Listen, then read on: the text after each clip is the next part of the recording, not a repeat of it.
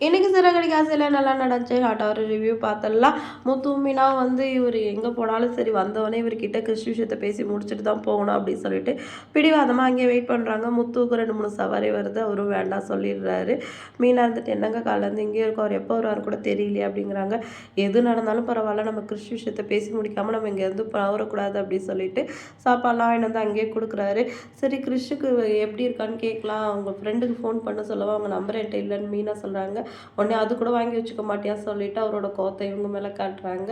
அதுக்கப்புறம் வந்து வித்யா கிட்ட ஃபோன் நம்பர் வாங்கி பேசினேன். எனக்கும் கொஞ்சம் மூளை இருக்குன்னு மீனா பதிலுக்கு அவர்ட்ட கோவப்படுறாங்க.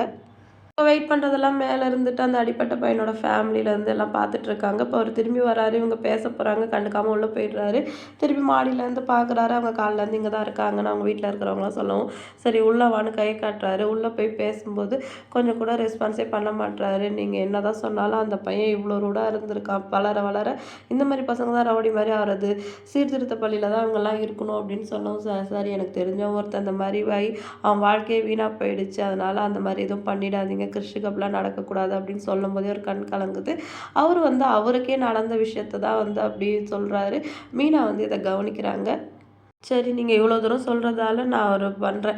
நாளைக்கு அந்த ஸ்கூலுக்கு வந்து அந்த பையனுக்கு நான் ஒரு டெஸ்ட் வைக்கிறேன். அதில அவன் வந்து பாஸ் ஆயிட்டான்னா, நான் இந்த கேஸ வாபஸ் வாங்கிக்கிறேன். அப்படி இல்லன்னா, நான் சொன்ன மாரி அவன் கண்டிப்பா சீர்திருத்த பள்ளிக்கு தான் போகணும் அப்படின்னு சொன்னோனே, சரி சொல்லிட்டு முத்தும், மீனாவும் அங்கேருந்து கிளம்பிடுறாங்க. கார்ல வந்து பேசிட்டே வராங்க.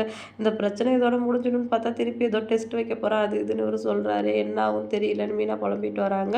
ரோஹிணி வந்துட்டு அவங்களுக்கு கால் பண்ணி, "என்னக்காச்சு? ஏதாச்சும் கேளு" அப்படின்னு சொல்றாங்க. இப்போ ஃபோன் பண்ணி கேட்கவும், "நாங்க உங்க வீட்டுக்கு தான் வந்துட்டுருக்கோம். கிருஷ்ண நாங்க கூட்டிட்டு போயிடுறோம்னு" சொன்னாங்க. இவங்கள சமாளிக்கிறது ஒரு பக்கம் எனக்கு பெரிய தலைவலியா இருக்குன்னு ரோகிணி புலம்புறாங்க கிறிஷ் கிட்ட. இப்போ அவங்க வந்து கூப்பிடுவாங்க, "நீ போமாட்டேன்னு சொல்லணும்" அப்படின்னு சொல்லவும், "அதெல்லாம் முடியாது. நான் உன் கூட இருப்பேன், இல்ல பாட்டி கூட இருப்பேன். மீனாண்டி முத்தங்கிள் கூட தான் இருப்பேன்" அப்படின்னு சொல்லிட்டு கிறிஷ் வந்து ரூடா பிஹேவ் பண்ணுறான். உடனே அவங்ககிட்ட சண்டைக்கு போகிறாங்க. அடுத்த நிமிஷமே வந்து முத்து, மீனா அவங்க வீட்டுக்கு வந்த உடனே ரோஹிணி போய் ஒளிஞ்சிக்கிறாங்க. ஹேண்ட்பேக் அங்கேயே வச்சிடுறாங்க. இப்போ மீனா உள்ள வந்து கிறிஷ் கிட்ட ஹாப்பியாக பேசிகிட்டு இருக்காங்க. அந்த ஹேண்ட்பேக் வந்து மகேஸ்வரி கவனிச்சுறாங்க. ஐயோ, இது ரோஹிணி பேக் ஆச்சே அப்படின்னு சொல்லிட்டு அதில் போய் உட்காந்துடுறாங்க.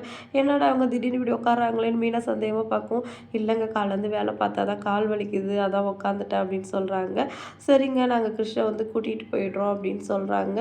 இன்னைக்கு எபிசோட் வந்து இதோட முடிஞ்சிருச்சு. நாளைக்கு என்னலாம் நடக்க போகுது அப்படி சொல்லிட்டு வெயிட் பண்ணி பார்க்கலாம். வீடியோ பிடிச்சா லைக் பண்ணிக்கோங்க. அடுத்த ஒரு சூப்பரான வீடியோவோட நான் உங்களை மீட் பண்ணுறேன். டாட்டா பாய்.